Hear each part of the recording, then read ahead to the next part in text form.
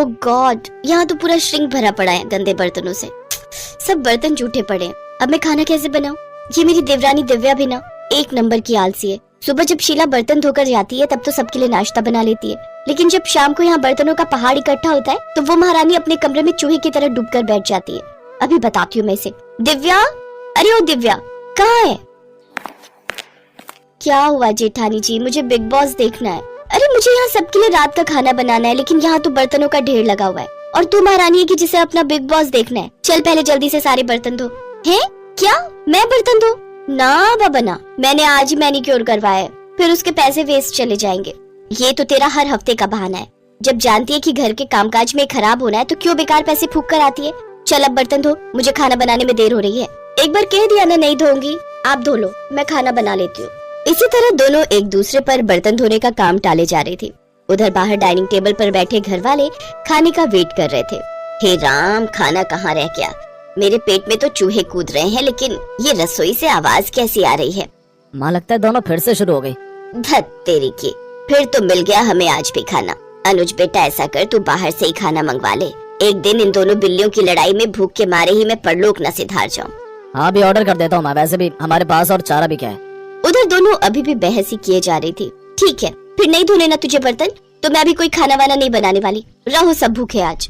अरे भूखे क्यों रहेंगे? कल रोहन जी ने खाना ऑर्डर किया था, आज अनुज भैया को बोलो, वो ऑर्डर कर देंगे। दोनों ये बोलने बाहर आती ही है कि तभी अनुज कहता है, कर दिया ऑर्डर, हम जानते हैं तुमसे खाना नहीं बनेगा। तुम दोनों से मिलकर खाना और बर्तन धोने तक का काम भी नहीं होता क्या? मुझे तो आप कुछ ना ही बोलो जेठ जी तो बेहतर रहेगा। मैंने सुबह का खाना और दोपहर का खाना बनाकर अपना काम पूरा कर लिया था। सिर्फ रोटियां सेकने को दोपहर का खाना बनाना नहीं कहते। हाँ अब जो भी हो, काम तो हुआ था ना। बस करो, दोनों रिकॉर्डर की तरह शुरू होती हो तो बजती ही रहती हो। कुछ देर बाद डिलीवरी बॉय खाना ले आता है।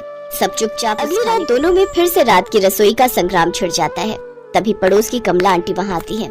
ये ले रश्मि, आज अपनी बेटी के यहाँ गई थी। उसके बेटे का मुंडन था ना, तो वही भंडारा था। सोचा तुम्हारे लिए प्रसाद लेती चलो। लो तुम सब भी खा लेना। अरे वाह, फिर तो आज रात की रसोई बनानी नहीं पड़ेगी और ना वो बर्तन धोने पड़ेंगे। रश्मि ये देखकर खुश हो जाती है। फिर दोनों देवरानी जेठानी बर्तन ना धोने पड़े इसलिए एक बड़े से भगोने में आलू की सब्जी डाल देती हैं।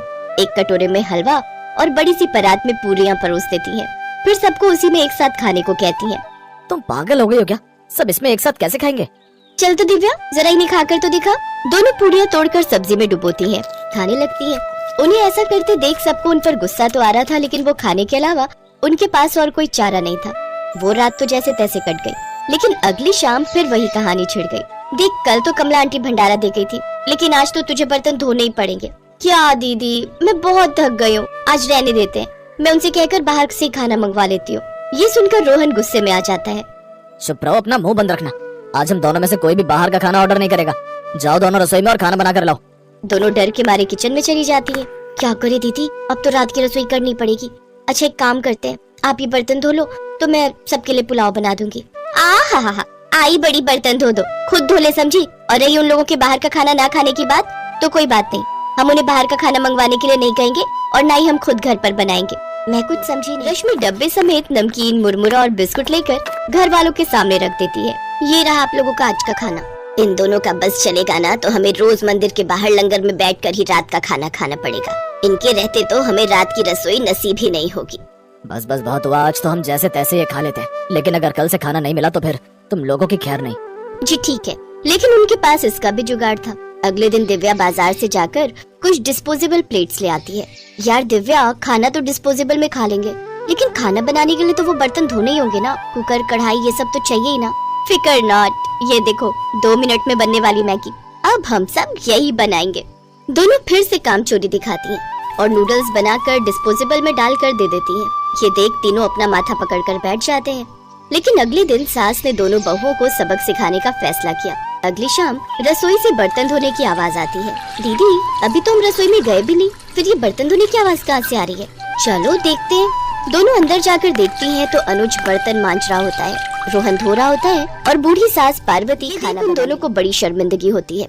ये आप सब क्या कर रहे हैं? बहू, अब तुम दोनों से तो ना बर्तन धुलते हैं ना खाना बनता है, तो हमने सोचा हम खुद ही ये काम कर लेते हैं ताकि हमें रात की रसोई खाना तो नसीब हो। तुम दोनों जाओ और आराम करो। नहीं माँ जी, हमें माफ कर दीजिए, हमारी रहते आपको ये सब काम करना पड़ रहा है। हाँ माँ जी, हमसे भूल हो गई। हमें अपनी गलती का एहसास हो चुका है। अब से आपको कभी शिकायत का मौका नहीं देंगे। हमारे रहते हमारे पतियों को जूठे बर्तन और माँ जी आपको खाना बनाना पड़ रहा है। नहीं नहीं नहीं, आप सब बाहर जाइए, हम 1 घंटे में खाना बना कर लाते हैं। अच्छा ठीक है, तुम कहती हो तो रहने देते हैं। चलो बेटा। माँ और बेटे बाहर आकर खूब हंसते हैं और एक दूसरे को आंख मारकर कहते हैं, मिशन सक्सेसफुल।